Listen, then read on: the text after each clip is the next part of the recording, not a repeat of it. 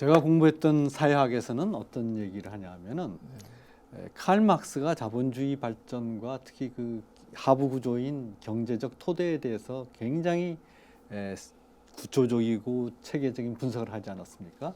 그러나 칼 막스는 이 하부 구조가 움직이는 이제 슈퍼 스트럭처라고 상부 구조에 대한 분석은 상당히 소홀했습니다. 그 상부 구조에 대한 분석을 제대로 한 사람이 막스 베버입니다.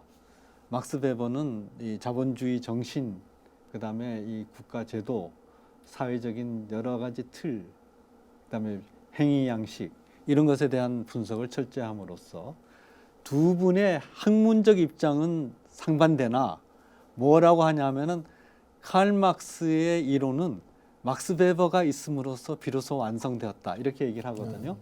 뭐 굉장히 학문적인 얘기입니다만은 이거를 우리 이 국가 발전에서 어떻게 원용할 수 있냐면 건국 대통령 이승만, 산업화를 이루었던 박정희, 그리고 민주화를 이룩하고 개혁을 했던 김영삼 대통령, 이 세 분은 어떻게 보면은 서로 그 김영삼 대통령은 자유당을 탈당해가지고 민주당으로 입당해서 반이승만 노선에 서섰고 청년 20대 김영삼 의원은, 그리고 박정희 대통령 유신 독재에 대해서 누구보다도 맞서서 싸운 분이지만, 그러나 이 반목하고 갈등하면서 대한민국 역사 발전이라는 전체를 보면은 하나의 이 합에 이르는 역할을 했다.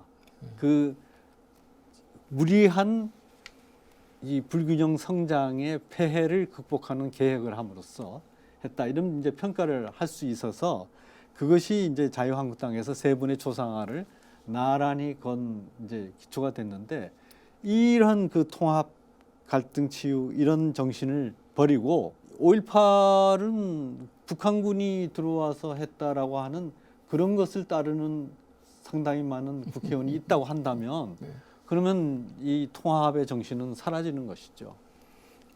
근데 뭐 하여튼 그러다 보니까 국회에서 2018년 작년에 그 5.18 진상규명위원회 특별법을 또 제정을 해서 정말로 그러면 실제로 진상규명을 해보자 뭐 이렇게 돼서 지금 그것이 이제 진상위원 선정 가지고 이제 논란이 일고 해서 다시 한번 이슈가 됐습니다만, 실제로 아까 말씀드린 것처럼 이미 수사기관에서 아주 엄정하게 오랜 기간 동안 수사를 해서 그 결과를 발표했고요.